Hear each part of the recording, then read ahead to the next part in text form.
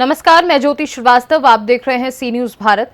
खबर गंज बासौदा से है, जहां मध्य प्रदेश विद्युत वितरण कंपनी के वरिष्ठ कार्यालय के निर्देश पर गंज बासौदा विद्युत मंडल अधिकारी टीम ने लाल पठार क्षेत्र में एक मकान में अवैध रूप से विद्युत का उपयोग करते पाए जाने पर प्रकरण बनाया और अभद्रता और शासकीय कार्य में बाधा पहुंचाए जाने की रिपोर्ट करने सिटी थाने में आवेदन दिया है। वहीं जिसका केस बनाया उसने भी अधिकारियों की शिकायत थाने में आवेदन देकर की है।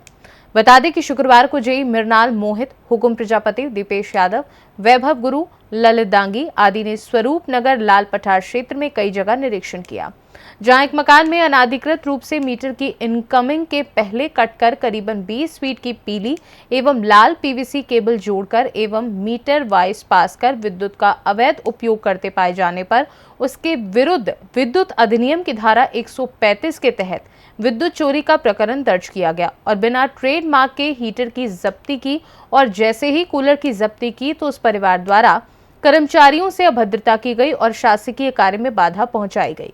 इस आशय का आवेदन विद्युत विभाग द्वारा सिटी थाने में दिया गया है, तो दूसरी ओर जिसका विद्युत विभाग ने विद्युत चोरी का प्रकरण बनाया उसने भी सिटी थाने में शिकायती आवेदन दिया है। इस मामले में एसडीओपी मनोज कुमार मिश्रा ने बताया कि विद्युत मंडल को चेकिंग करने का पूरा अधिकार है। कुछ उपभोक्ता अपने बचाव में इस प्रकार के आवेदन देते हैं, मामले की जाँच की जाएगी। ये स्वरूप नगर लाल पठार का मामला है। हमें वरिष्ठ कार्यालय से लेटर प्राप्त हुआ था सघन चेकिंग के लिए, तो उस दौरान हम चेकिंग करने गए थे और वहाँ जो गली थी उसमें जय हिंद गौर करके एक उपभोक्ता थे। तो जैसे रूटीन चेकिंग करते हैं डोर टू डोर हम वो कर रहे थे। उनके यहाँ भी पहुंची जांच की टीम का लगभग 10 लोग थे हम, तो जिसमें 2 महिला टीम भी कर्मचारी भी थी। तो हमने चेकिंग की और पाया कि उनका जो सर्विस लाइन था मीटर का, उन्होंने उसमें कट करके रखा हुआ था, जिसमें करीबन 20 फीट की पीवीसी केबल जोड़ी थी, एक पीले रंग की और एक लाल रंग की, और उससे वो मीटर बाईपास कर अवैध रूप से खुद के मकान में ही अगल बगल उनके 3-4 मकान बने हुए थे, तो वहाँ पे वो उपयोग कर रहे थे। सर, क्या कुछ जुर्माना रहेगा उसके ऊपर? अभी जुर्माना जो विद्युत अधिनियम 2003 के देखे तो 135 धारा लगाई गई है, उन पे मीटर बाईपास का केस बनाया गया है। सर, जैसा कि आप लोग चेकिंग करने वहाँ पे भी बोल रहे थे, जैसे कि बदतमीजी कर रहे थे कि आप निकलो मेरे परिसर से, गाली गलौज भी करने लगे। महिला कर्मचारी का भी लिहाज नहीं किया उन्होंने। और जो जैसे वो हीटर का उपयोग कर रहे थे, हमने हीटर भी जब्त किया उनके घर से, बिना कोई ट्रेडमार्क का हीटर यूज़ कर रहे थे। तो इस वजह से मतलब उन्होंने बोला कि मैं झूठी गवाह करूँगा आपके खिलाफ, तो वो वहाँ पे भी बोल रहे थे वो चीज़। उन्होंने सामने बोला था कि आपके खिलाफ कोई झूठी शिकायत करेंगे। हाँ, वो सामने ही बोल रहे थे, बदतमीजी करना उन्होंने शुरू ही कर दिया। तो किस प्रकार की उन्होंने शिकायत, जहाँ तक मेरे को मालूम चला है, उन्होंने ये किया है कि टीवी फोड़ी है मेरे घर में घुस के कर्मचारियों ने, बिजली घर के कर्मचारियों ने टीवी फोड़ी है। जबकि अगर मैं बोलूँ तो मैंने ना उनका टीवी देखा है, क्योंकि अगर मैं टीवी देखता तो मैं अपने पंचनामे में भी लोड में लिखता टीवी कि मैंने टीवी देखा। टीवी मैंने देखा ही नहीं। जब मैंने देखा नहीं तो मैंने लोड में लिखा भी नहीं है। वो जब घर का लोड लिखते हैं पंचनामे में, तो मैं तोड़ूंगा क्यों?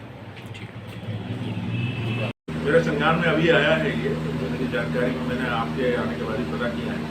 इसमें विद्युत मंडल की ओर से एक आवेदन जय हिंद गौर करके है, उनके विरुद्ध थाना शहर में दिया गया है कि वो विद्युत चोरी का एक प्रकरण उन्होंने बनाया है और उसमें कार्रवाई के लिए उन्होंने आवेदन पत्र दिया है। उसी के प्रति उत्तर में जो अनावेदक पक्ष है जय हिंद गौर, उन्होंने भी एक आवेदन पत्र थाने में दिया है कि उनके घर में अनधिकृत रूप से विद्युत मंडल के कर्मचारियों द्वारा जाकर कुछ सामान को क्षति पहुंचाई है। क्योंकि परस्पर आवेदन पत्र प्राप्त हुए हैं, तो उसको गंभीरता से लेते हुए जल निरीक्षक ने उनको जांच में लिया है और अभी जांच पूर्ण नहीं हुई है। जैसे ही सभी तथ्यों की जांच हो जाएगी कि वास्तविकता में क्या है और रिकॉर्ड देखने के बाद उसके अनुसार वैधानिक कार्रवाई कराई जाएगी। सर, इस मामले को किस रूप में देखा जा सकता है? नहीं, इस मामले को मेरी नज़र में तो इस रूप में देखा जाएगा कि विद्युत मंडल निश्चित रूप से जो लोग विद्युत चोरी या इस तरह की गतिविधियों में लिप्त हैं, तो विद्युत मंडल को उनकी चेकिंग करने का पूरा अधिकार है।